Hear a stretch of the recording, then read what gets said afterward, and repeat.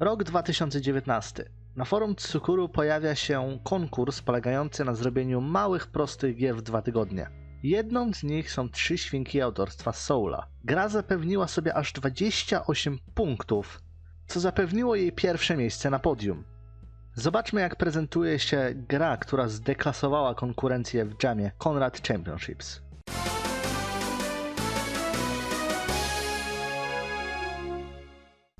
Surusek wraz z Joro i Okamim zdecydowali się na zorganizowanie konkursu dla wszystkich użytkowników Ultimy oraz gospody RM.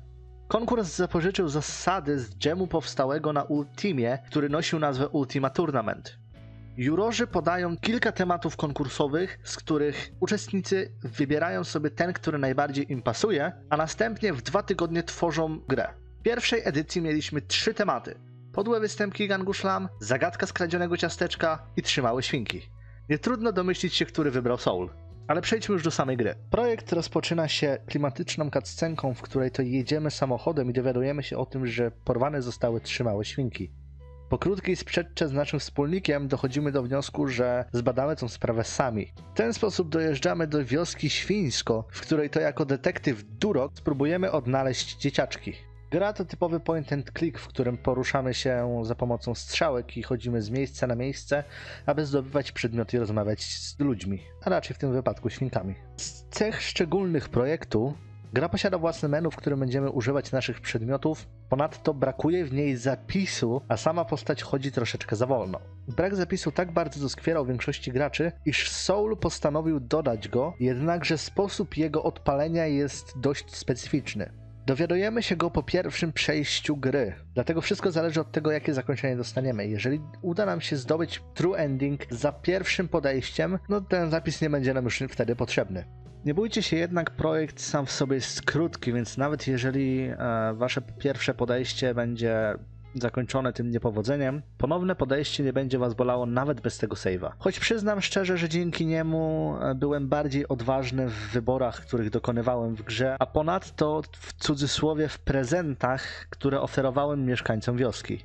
No ale opowiedzmy sobie może o samej wiosce.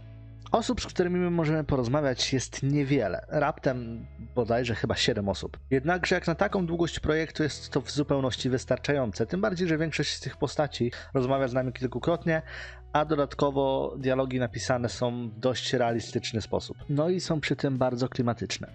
Ale jeżeli już mówimy o klimacie, ten buduje niesamowicie dobrze dobrana muzyka. Utwór pod tytułem Astronaut jest wręcz hipnotyzujący. Spokojna melodia pozwala wręcz wchłonąć w świńsko oraz historię, która dzieje się wokół niego. Graficznie gra również wypada bardzo dobrze, albowiem oparta jest o autorskie grafiki wykonane przez Soula. Dzięki mniej nasyconym kolorom mamy wrażenie, jakbyśmy byli rzeczywiście gdzieś na końcu świata w wiosce zapomnianej przez społeczeństwo, a sam ekran wydaje się być obrazem, ruchomym obrazem, który pobudza nasze wizualne doznania. Paleta barw, którą zdecydował się wybrać Soul, niesamowicie mocno przypominała mi słoneczniki Van Gogha. I choć te namalowane zostały w XIX wieku, w 1888, a gra dzieje się w XX wieku, to odczuwałem między nimi jakieś bardzo mocne połączenie. Zapewne nie był to zabieg celowy, a sam autor nawet nie myślał o tym obrazie, gdy tworzył te grafiki. Jednakże dzięki temu połączeniu w mojej głowie całość wydawała mi się jeszcze bardziej atrakcyjna. Przejdźmy może jednak do podsumowania, zanim zacznę brzmieć jak polonista, który próbuje rozszyfrować, co autor miał w głowie 500 lat temu. 3 małe świnki to dla mnie tytuł, który tak naprawdę praktycznie jest bez wad. Nie jestem w stanie powiedzieć chyba niczego złego na temat tej gry. Jedynym minusem, który uświadczyłem, była prędkość poruszania się postaci. 3 małe świnki to gra, w którą po prostu trzeba zagrać. Autor podarowuje nam tak naprawdę 30-45 minut dobrej zabawy, dobrej historii ze świetnym klimatem i, co ciekawe, dość nieoczekiwanym zakończeniem. Jeżeli zdecydujecie się zagrać w tą grę, na pewno nie będziecie tego żałować. A już zrozumiecie, dlaczego ta gra zapewniła Soulowi pierwsze miejsce w Conrad Championships. To by było na tyle dzisiaj. Krótka gra, krótka recenzja. Standardowo w opisie macie link do ankiety, w której wybierzecie kolejną grę, którą będziemy ogrywać na streamach. To udało się przejść w jednym, może następnym razem wybierzemy coś dłuższego. Tak czy inaczej pamiętajcie o zostawieniu łapki w górę, bądź w dół, jeżeli nie podoba wam się recenzja, o skomentowaniu oraz o napisaniu jakiejś miłej wiadomości dla Soula w temacie z grą, po zagraniu oczywiście. Nie bądźcie tymi, którzy recenzują bez grania w gry.